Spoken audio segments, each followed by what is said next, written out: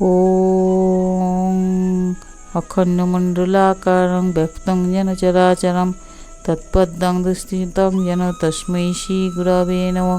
गुरुब्रह्मा गुरुविष्णु गुरुदेव महेश्वर गुरुदेव परं ब्रह्म तस्मै श्रीगुरवे नमः।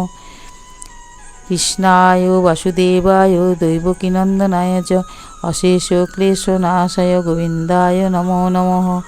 हे कृष्ण करुणा सिन्धु दीनबन्धु जगत्पते गोपेश गोपिकान्त राधाकान्त नमोस्तुते। ॐ नमो भगवते वासुदेवाय नमः। ॐ नमो भगवते वासुदेवाय नमः।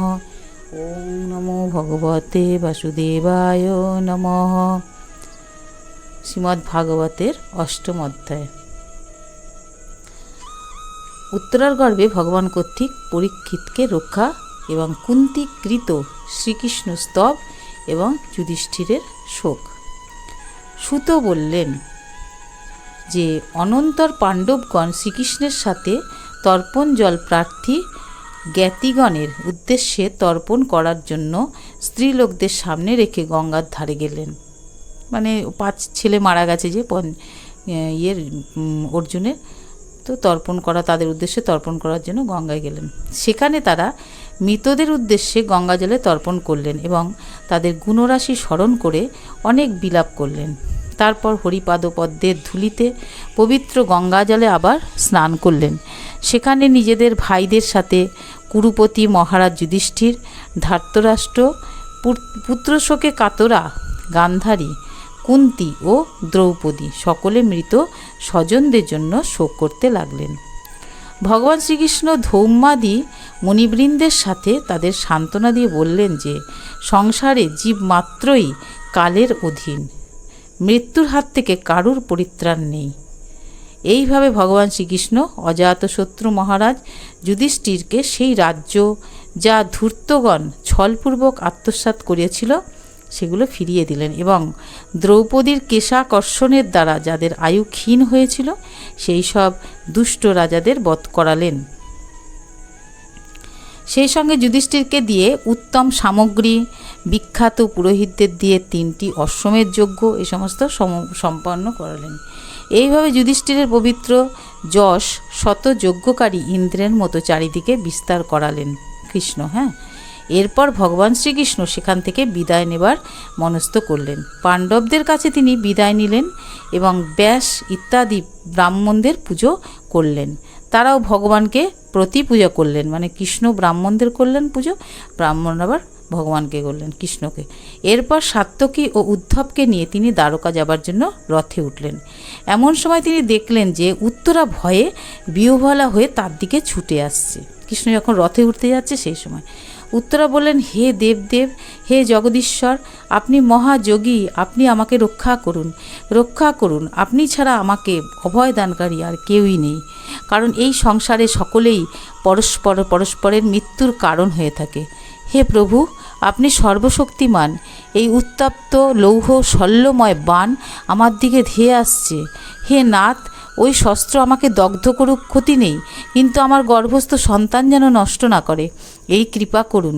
সুত বললেন, ভক্তবৎসল ভগবান শ্রীকৃষ্ণ তার কথা শুনে বুঝতে পেরেছিলেন যে পাণ্ডব বংশ নির্বংশ করার উদ্দেশ্যে অশ্বত্থামা ব্রহ্মাস্ত্র নিক্ষেপ করেছে। হে শৌনক, সেই সময় পাণ্ডবরাও দেখলেন যে 5টি জ্বলন্ত বাণ তাদের দিকে ধেয়ে আসছে। অমনি শশব্যস্তে সেই বাণ নিবারণ করার জন্য তারাও অস্ত্র ধারণ করলেন। সর্বশক্তিমান ভগবান শ্রীকৃষ্ণ তার অনন্য চিত্ত শরণাগত ভক্তদের আসন্ন এই মহা বিপদ দেখে নিজের অস্ত্র সুদর্শন চক্র দিয়ে তার আত্মীয় স্বজনদের রক্ষা করলেন। যজ্ঞেশ্বর শ্রীকৃষ্ণ অন্তর্যামীরূপে সর্বজীবের অন্তরস্থ আত্মা।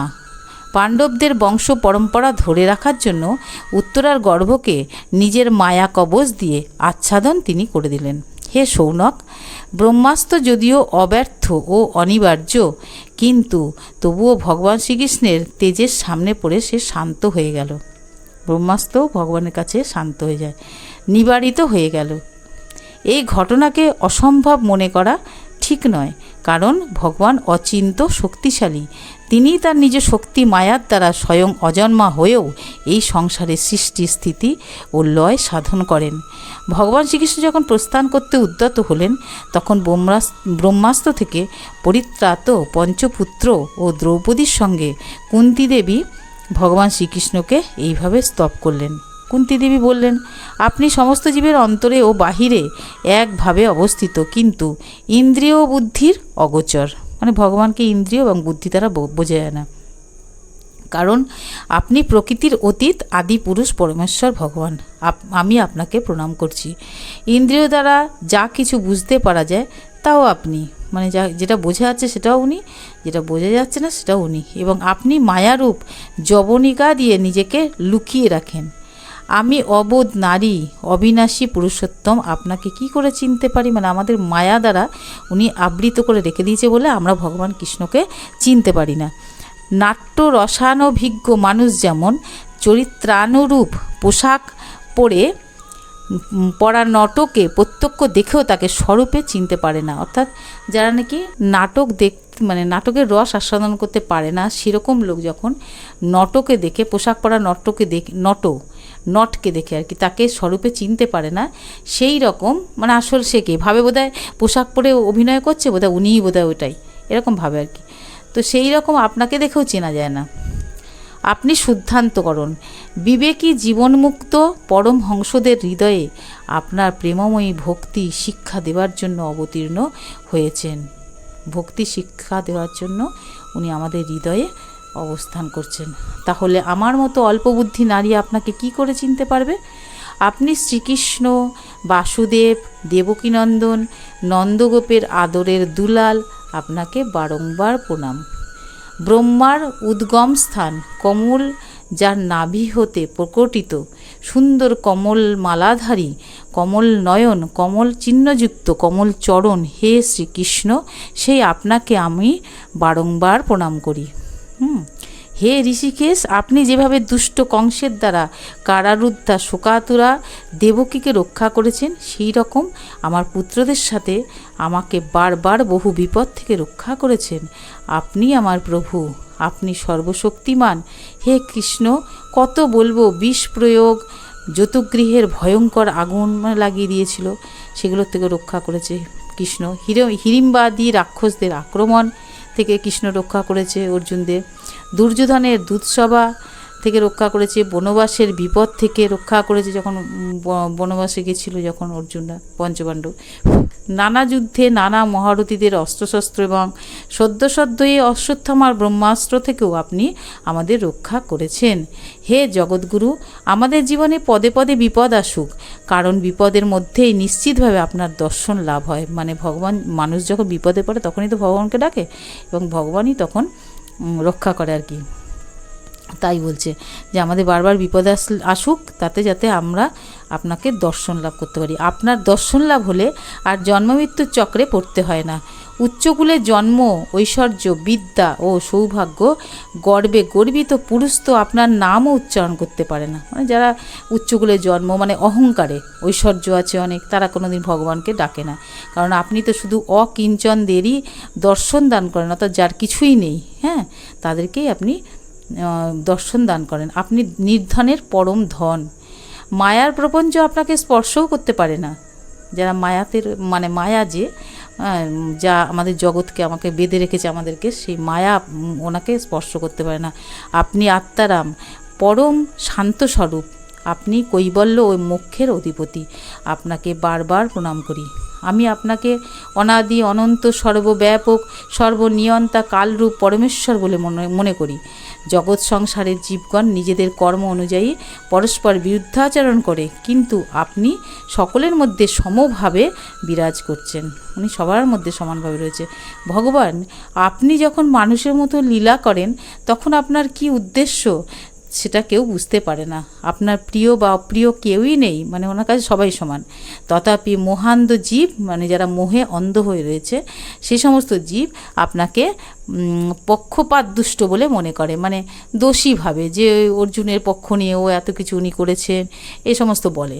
আপনি বিশ্বাত্মা, আপনি বিশ্বরূপ, আপনি জন্মগ্রহণও করেন না, আবার আপনি কর্মও করেন না, তবুও পশু পাখি, মানুষ, ঋষি, জলচরাদি রূপে আপনি স্বেচ্ছায় জন্মগ্রহণ করেন এবং সেই যোনির অনুরূপ দিব্য কর্মও সম্পাদিত করেন। এসব তো আপনার লীলা মাত্র।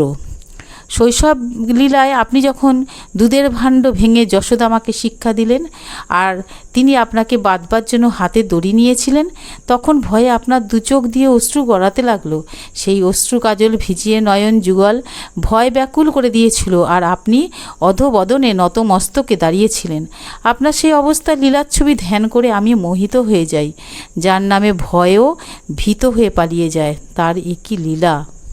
অজন্মা হয়েও আপনি কেন জন্মগ্রহণ করেছেন তার কারণ ব্যাখ্যা করে কোনো মহাপুরুষ বলেন যে মলয় পর্বতের যশ বিস্তার করার জন্য যেমন সেখানে চন্দন গাছ জন্মায়, তেমনি আপনার প্রিয় ভক্ত পুণ্যশ্লোক রাজা যদুর কীর্তি বিস্তারের জন্যই আপনি যদু বংশে জন্মগ্রহণ করেছেন।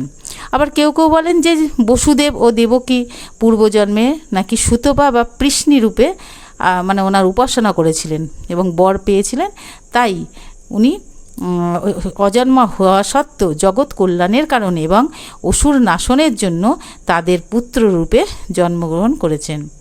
কেউ আবার একথাও বলেন যে এই পৃথিবীতে দৈত্যভারে সমুদ্রে মজ্জমান হয়ে টলমান করছিল, পীড়িত হচ্ছিল, তখন ব্রহ্মার প্রার্থনায় সেই ভার হরণের জন্য আপনি আবির্ভূত হয়েছেন।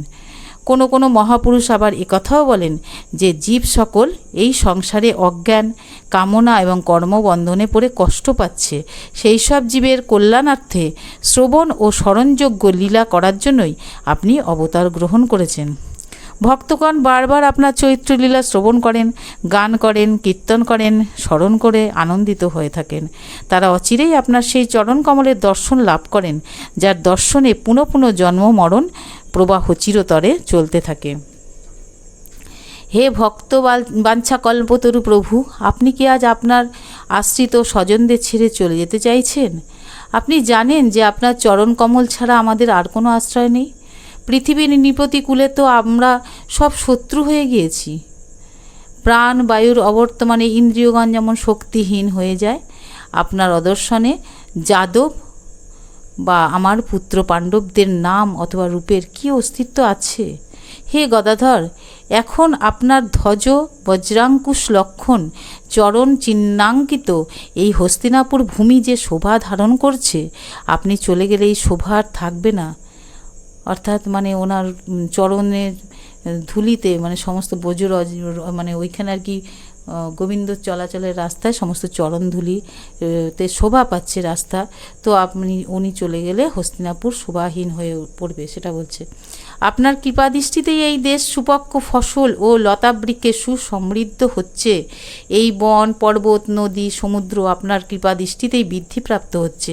আপনি জগতের প্রভু, বিশ্বাত্মা, বিশ্বরূপ।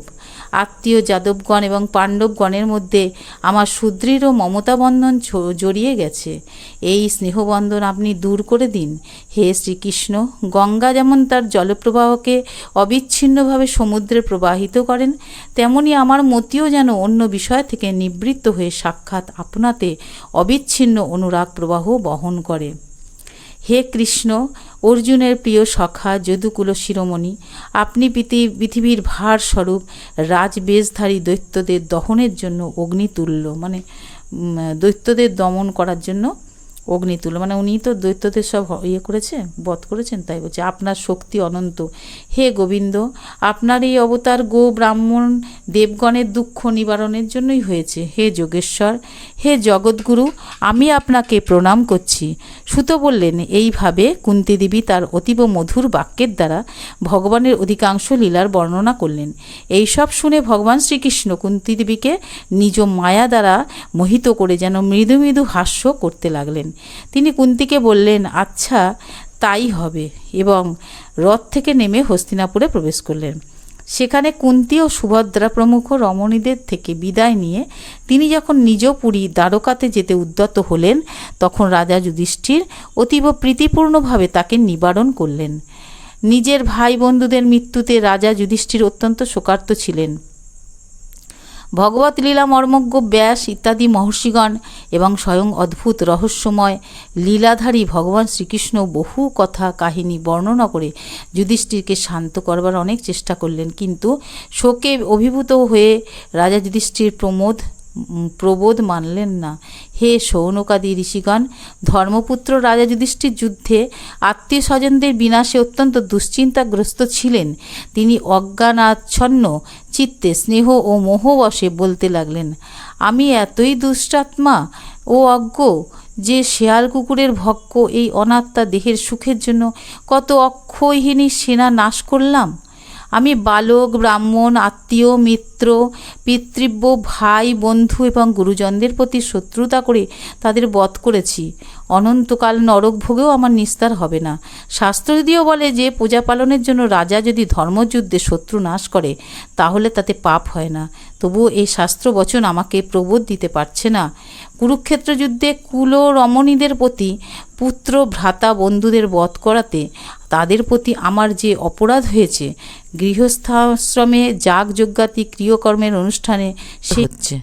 আপনি জগতের প্রভু, বিশ্বাত্মা ও বিশ্বরূপ। আত্মীয় যাদবগণ, পাণ্ডবগণের মধ্যে আমার সুদৃঢ় মমতাবন্ধন জড়িয়ে গেছে। এই স্নেহবন্ধন আপনি দূর করে দিন। হে কৃষ্ণ, গঙ্গা যেমন তার জলপ্রবাহকে অবিচ্ছিন্নভাবে সমুদ্রে প্রবাহিত করেন, তেমনি আমার মতিও যেন অন্য বিষয় থেকে নিবৃত্ত হয়ে সাক্ষাৎ আপনাতে অবিচ্ছিন্ন অনুরাগ প্রবাহ বহন করে। হে শ্রীকৃষ্ণ, অর্জুনের প্রিয় সখা যদুকুল শিরোমণি, আপনি পৃথিবীর ভারস্বরূপ রাজবেশধারী দৈত্যদের দহনের জন্য অগ্নিতুল্য। আপনার শক্তি অনন্ত। হে গোবিন্দ, আপনার এই অবতার গো ব্রাহ্মণ দেবগণের দুঃখ নিবারণের জন্যই হয়েছে। হে যোগেশ্বর, হে জগৎগুরু, আমি আপনাকে প্রণাম করছি। সুত বললেন, এইভাবে কুন্তী দেবী অতীব মধুর বাক্যের দ্বারা ভগবানের অধিকাংশ লীলার বর্ণনা করলেন। এইসব শুনে ভগবান শ্রীকৃষ্ণ কুন্তী দেবীকে নিজ মায়া দ্বারা মোহিত করে যেন মৃদু মৃদু হাস্য করতে লাগলেন। তিনি কুন্তীকে বললেন, আচ্ছা তাই হবে, এবং রথ থেকে নেমে হস্তিনাপুরে প্রবেশ করলেন। সেখানে কুন্তী ও সুভদ্রা প্রমুখ রমণীদের থেকে বিদায় নিয়ে তিনি যখন নিজ পুরী দ্বারকাতে যেতে উদ্যত হলেন, তখন রাজা যুধিষ্ঠির অতীব প্রীতিপূর্ণভাবে তাকে নিবারণ করলেন। নিজের ভাই বন্ধুদের মৃত্যুতে রাজা যুধিষ্ঠির অত্যন্ত শোকার্ত ছিলেন।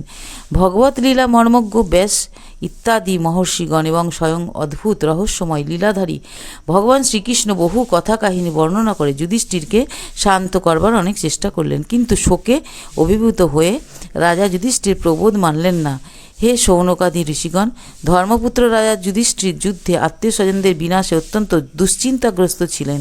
তিনি অজ্ঞান আচ্ছন্ন হয়ে স্নেহ ও মোহবশে বলতে লাগলেন, আমি এতই দুষ্টাত্মা ও অজ্ঞ যে শিয়াল কুকুরের ভক্ষ এই অনাত্মা দেহের সুখের জন্য কত অক্ষৌহিনী সেনা নাশ করলাম। আমি বালক, ব্রাহ্মণ, আত্মীয়, মিত্র, পিতৃব্য, ভাই, বন্ধু, গুরুজনদের প্রতি শত্রুতা করে তাদের বধ করেছি।